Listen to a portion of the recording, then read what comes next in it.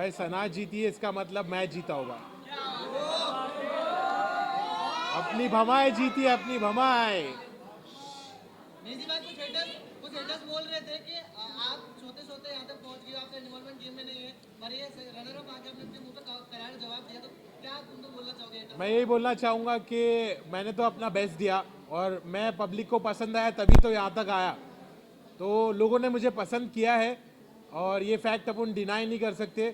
जैसी भी मेरी पर्सनालिटी है, मैं थोड़ा लेजी था क्योंकि मेरा मेडिकेशन चालू था, तो मैंने अपना बेस्ट दिया और यहाँ तक पहुँचा। लोगों को मैं पसंद आया, वही मेरे लिए बड़ी बात है। आप यहाँ पर आए, आप जब आए थे तभी आपने कहा था कि ये घर में मुझे बहुत ज़्यादा सुकून लग रहा है।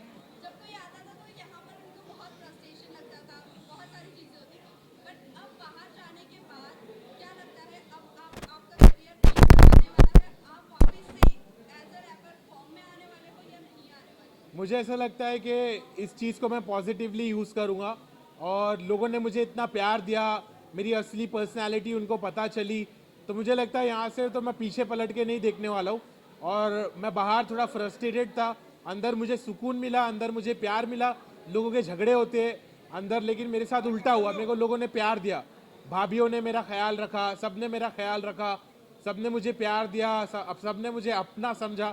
तो मैं अच्छे से वहाँ पे रहा, सुकून से रहा और बाहर निकलने के बाद मैं बहुत मचाने वाला हूँ।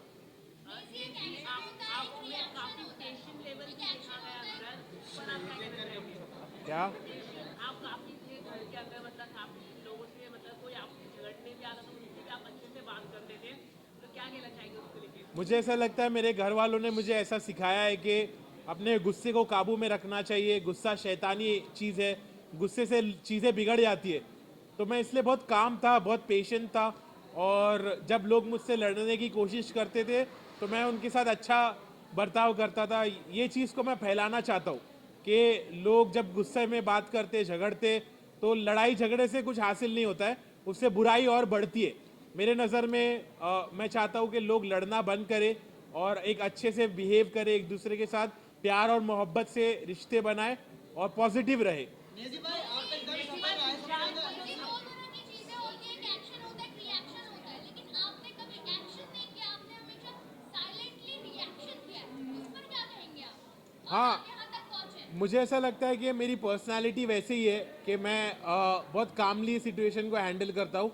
मैं पहले अलग था, मैंने घर में आके अपने आप को बदला क्योंकि मैं पहले बहुत रिएक्ट होता था और एक्शन लेता था और वो चीज़ मैंने बंद की क्योंकि वो चीज़ से मेरा नुकसान हो रहा था।